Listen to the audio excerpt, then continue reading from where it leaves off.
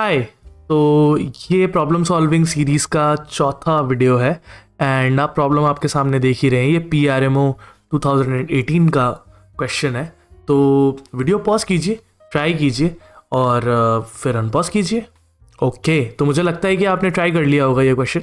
अब आप देखिए ABC जो है वो कुछ इंटीजर्स हैं जिनके बारे में दो चीज़ें आपको बताई गई हैं और आपको बोला गया है कि A² + B² + C² के बारे में बात कीजिए। अगेन आप इसकी वैल्यू शायद सिर्फ तभी निकाल पाएंगे जब आपके पास A, B और C सेपरेटली होगा। और A, B और C सेपरेटली होने के लिए हमने अब तक जितना भी किया था वो था कि हम परफेक्ट स्क्वायर बनाते थे। पर इस क्वेश्चन में डिफरेंट क्या है? इस क्वेश्चन में डिफरेंट जब आप इक्वेशंस को देखेंगे तब आपको पता चलेगा। एक तो ये दिया हुआ है A + B - C = 1, ठीक है, और दूसरा दिया हुआ है A² + B² - C² = -1। अब अगर ये दो चीज़ें आपको गिवन है तो शायद आप ये बात समझ पा रहे होंगे कि इस क्वेश्चन में डिफरेंट क्या है।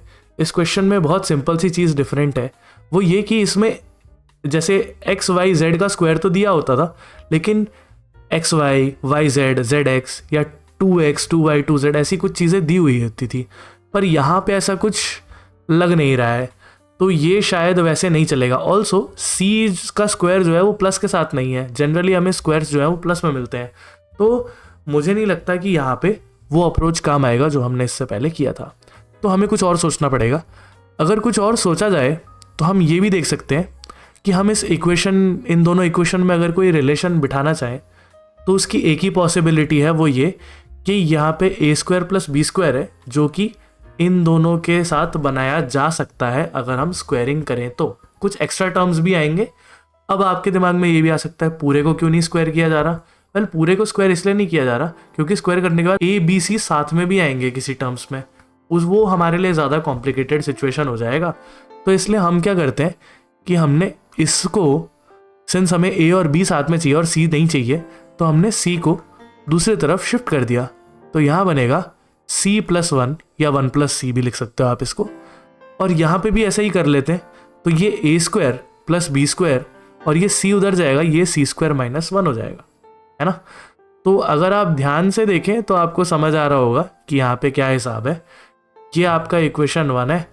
अच्छा, इसे अगर और सिंप्लीफाई किया जाए तो ये A² - B² है, तो ये A + B और ये A - B जैसा दिखाई पड़ रहा है ना। तो इसे अगर मैं इक्वेशन 2 ले लूँ तो शायद 1 और 2 में एक चीज़ आपको बहुत साफ साफ दिखाई दे रही है कि ये जो C + 1 है, आप इसे चाहें तो सीधा सीधा सब्स्टिट्यूट कर सकते हैं, बट मैं सजेस्ट नहीं करूँगा इस तरीके से जाना कि चीज़ें थोड़ी सी कॉम्प्लिकेटेड हो जाएंगी। तो हम क्या करते हैं, हम एक स्टेप पीछे चलते हैं। कॉम्प्लिकेट इसलिए हो जाएगी क्योंकि A B C तीनों साथ में आ जाएंगे एक इक्वेशन में, तो इसीलिए हम वही ओरिजिनल वाला प्लान करते हैं जो हमने किया था। कैसे कि मैं इसे इक्वेशन 2 लिख देता हूँ। कैसे कि हम इक्वेशन 1 का स्क्वायर करें, ठीक है। तो हम कर रहे हैं squaring on both sides of equation 1। तो हमें क्या मिलेगा? हमें एक साइड में मिलेगा A + B का होल स्क्वायर जो कि होगा A² + B² + 2AB। ध्यान दीजिएगा, हमें इसकी रिक्वायरमेंट थी, हम इक्वल कर सकते हैं अब। और इस साइड मिलेगा C² + 1 + 2C, ठीक। अच्छा, अब अगर हम फ्रॉम 2 कुछ इस्तेमाल करना चाहें तो हम क्या कर सकते हैं? A² + B² की जगह हम रख सकते हैं C² - 1 जो कि यहाँ से आया है, और 2AB एज इट इज़ रहने दीजिए, हम उसका कुछ कर भी नहीं पाएंगे। और यहाँ पे C² + 1 + 2C तो है ही। अब इसके बाद क्या हो सकता है? C² और C² साफ हो सकते हैं और हमें मिलेगा 2AB, 2C तो है ही, और ये -1 अगर मैं दूसरी साइड ले जाऊं तो ये 2 बन जाएगा। यानी कि सारी की सारी चीज़ें में से 2 कॉमन लिया जा सकता है, इसलिए मैंने ये किया कि ये 1 इस तरफ चला गया। तो आपको मिलेगा AB = C + 1, ठीक है। इसे मैं इक्वेशन 3 नाम दे देता हूँ। अच्छा, ये C + 1 कुछ जाना पहचाना लग रहा होगा। ये इसलिए लग रहा है क्योंकि C + 1 हमें इक्वेशन 1 में भी मिला था। अब अगर RHS सेम है तो शायद LHS को भी सेम होना पड़ेगा, है ना। तो मैं अगले पेज पे चला जाता हूँ। फ्रॉम हमने 2 इक्वेशन बनाए थे 1 and 3। हमें मिलता है, पहले इक्वेशन से हमें मिलता है क्या? A + B और दूसरे से मिलता है AB। तो a प्लस बी जो होगा वो ए बी के बराबर होगा। क्यों? क्योंकि दोनों ही c+1 के इक्वल है। अब इससे हम क्या कर सकते हैं? इससे हम बहुत सिंपल सा काम ये कर सकते हैं कि हमने a प्लस बी लिया और माइनस का ए बी इस तरफ ले आए और ये हो गया 0। ठीक, अब बेनिफिट क्या हुआ? बेनिफिट ये हुआ कि अब हम इन दोनों के बीच में a को कॉमन ले सकते हैं। अब a को अगर कॉमन लिया गया, बाय द वे जिन्होंने पढ़ा होता है, ये एक फैक्टरिंग टेक्निक होती है। जैसे कुछ बुक में साइमन लिखा होता है, कुछ बुक में सिम्पसन लिखा होता है। मुझे सीरियसली एग्जैक्टली नाम मुझे याद नहीं, बट आई थिंक ये साइमन टेक्निक होता है। बट खैर आप ढूंढ लीजिएगा, फैक्टरिंग टेक्निक होती है एक।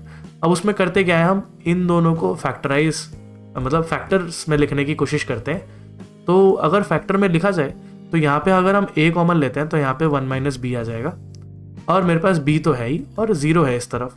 ठीक, मैं थोड़ा पास लिख देता हूँ। अब अगर ध्यान से देखें, मेरे को अगर फैक्टर लेना है तो मेरे को ऐसा ही एक टर्म यहाँ कहीं चाहिए होगा, तभी हम कॉमन ले पाएंगे। अब वो कब पॉसिबल है? वो तब पॉसिबल है जब मैं यहाँ पे b माइनस 1 बनाऊँ और यहाँ पे जो माइनस किया वो मुझे दूसरी तरफ भी करना पड़ेगा, या फिर आप यहीं प्लस कर दो और उसे फिर अगले स्टेप में यहाँ ले जा सकते हो। अब बेनिफिट क्या हुआ? अगेन आप चाहें तो b माइनस 1 को माइनस 1 माइनस बी लिख सकते हैं, और अगर थोड़ा और ढंग से लिखना चाहें तो आप इसे -1 इंटू 1 माइनस बी भी लिख सकते हैं। अब इससे क्या होगा? आपको ये टर्म्स कॉमन मिल गए, कॉमन लीजिए और आपके पास आया a minus 1 is equal to minus का 1। अगेन अगर आप चाहें तो ये a माइनस 1 और 1 माइनस बी को सेम टाइप से बना सकते हैं। तो आप इसमें से अगर माइनस कॉमन लेंगे तो आपके पास आएगा b माइनस 1, ये आएगा a माइनस 1, और यहाँ माइनस 1 तो है ही, ये माइनस और माइनस हो जाता है कैंसिल, और मैं जाता हूँ अगले पेज पे। तो आपको मिला a minus 1 into B minus 1 is equal to 1। ठीक है, आप आगे पीछे लिखो, कोई फर्क नहीं पड़ता। अब यहाँ पे सवाल उठता है कि दो चीज़ों का प्रोडक्ट 1 कब आता है? आई थिंक ये बहुत आसान सवाल है, और a और b और c ध्यान रखिएगा इंटीजर्स हैं, क्वेश्चन में बहुत क्लियरली मेंशन्ड है ये बात। तो ऐसे इंटीजर्स 1 कब देते हैं? ये 1 तब देंगे जब या तो ये 1 हो और ये 1 हो, दोनों साथ में 1 हो जाए, या फिर दोनों साथ में माइनस का 1 दे दे, है ना? या तो 1 हो जाए या फिर माइनस का 1 हो जाए।